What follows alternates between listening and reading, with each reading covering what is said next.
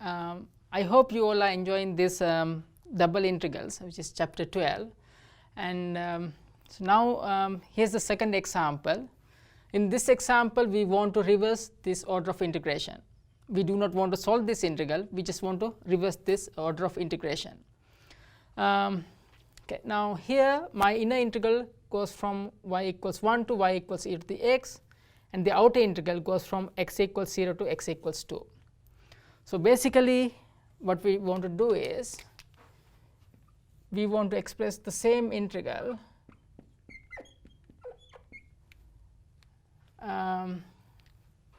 like this. So my first variable of integration should be x, so dx, and then with respect to the y, dx dy.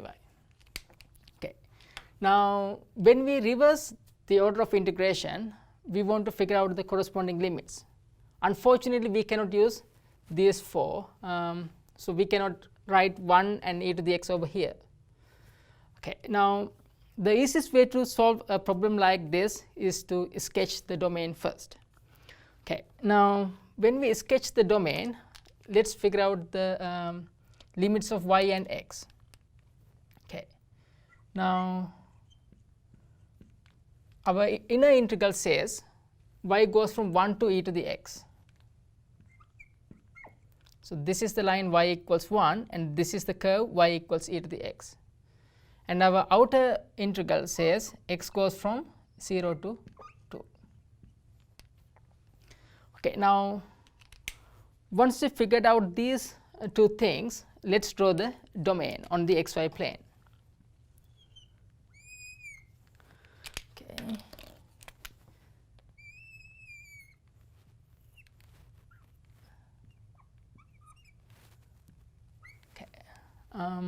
Y equals 1 is a horizontal line,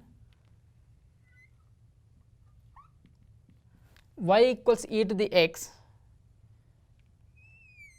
is a curve like this. This curve goes through this y intercept, and x equals 0. Okay, x equals 0 is the y axis, and x equals 2 is a vertical line like this. This is the vertical line x equals to 2. Okay, now so basically your domain of integration is this part. So this is your region R. Okay, now erase this.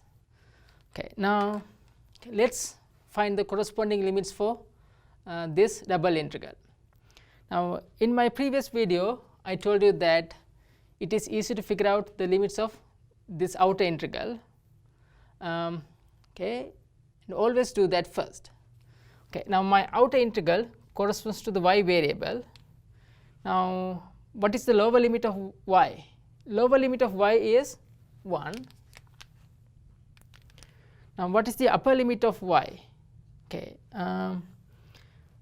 upper limit of y corresponds to this point.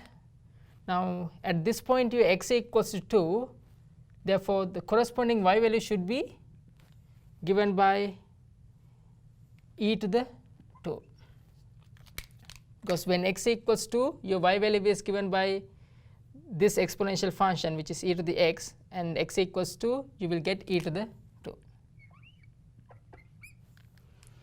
Okay.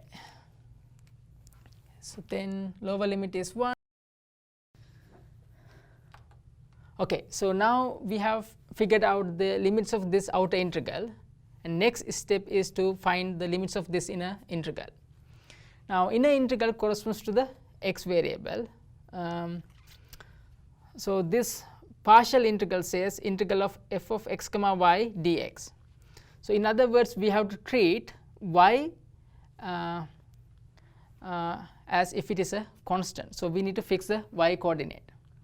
Okay, let's go back to this general element.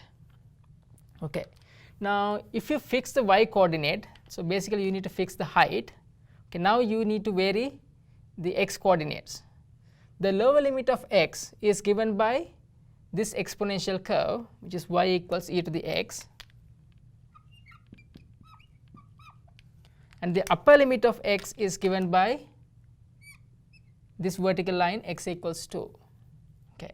And this is the lower limit, y equals e to the x, and upper limit is given by x equals 2. Okay. Now, but when we write down the limits of this one, the lower limit, we want to write in terms of y variable. So, if y equals to e to the x, then if you take natural logarithm from both sides, you will get log of y with base e equals to log of e to the x with base e, but this is an identity, this is x, and log of y with base e is ln of y. Okay. So, this lower limit is given by ln of y, ln of y, and the upper limit of x is given by this vertical line, which is x equals 2. Okay. Again, as you can see, the limits of this outer integral are constants, but here the limits of this inner integral involves some functions. But in this particular problem, this upper limit is a constant, that is fine, but notice this. So, this lower limit is a function of y. Okay. So, this is the way we reverse an order of integration. Okay. With this, I finished this example, and in the next example we will do a very similar problem like this. Okay. Thank you.